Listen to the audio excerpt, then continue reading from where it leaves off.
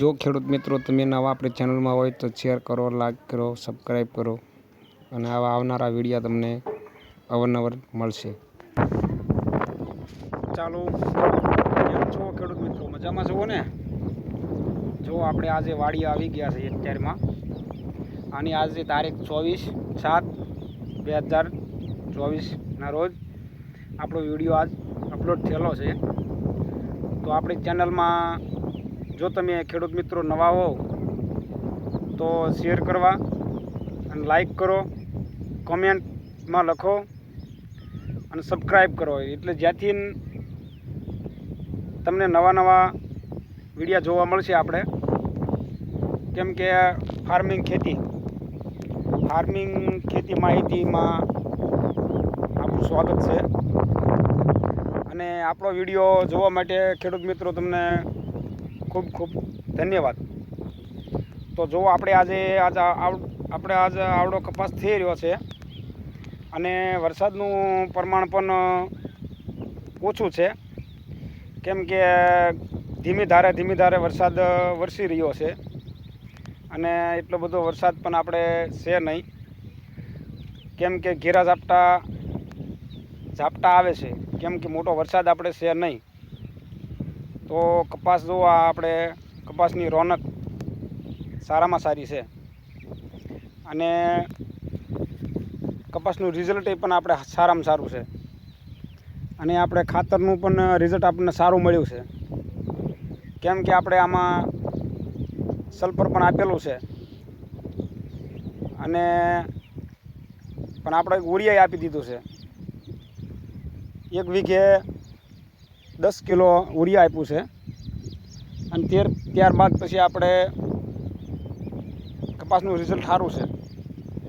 જો આ 75-76 આપણે બિયારણ છે અને બિયારણ પણ વધારે ઉત્પાદન દેતી વેરાયટી છે.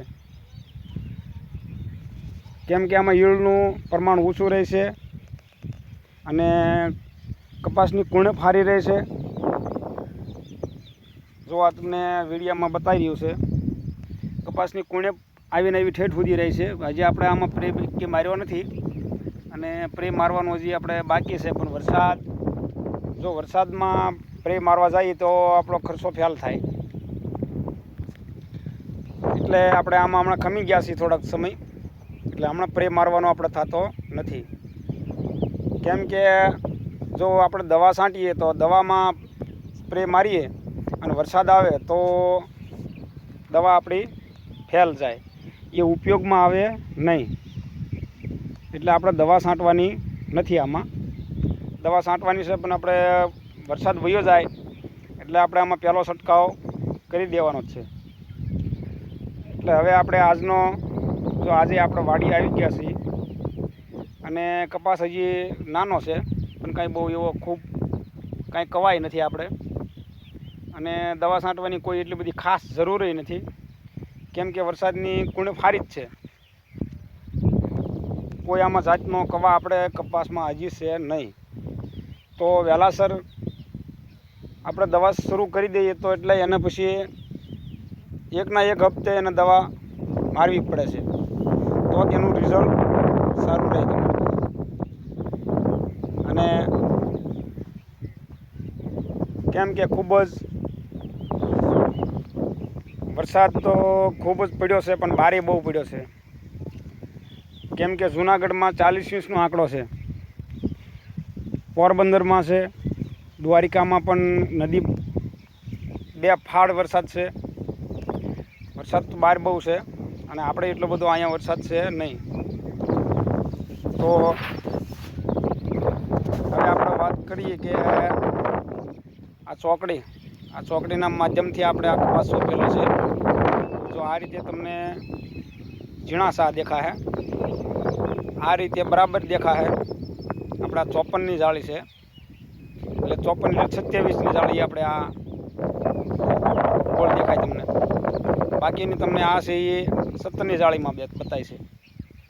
બાકીની તમને બતાવીશું કે જો આપણે આ જે બતાવી રહ્યા છે, સાહ જે બતાવી રહ્યા છે ને જે ગોળ બતાવી રહી છે એ આપણે છે 54ની જાળી.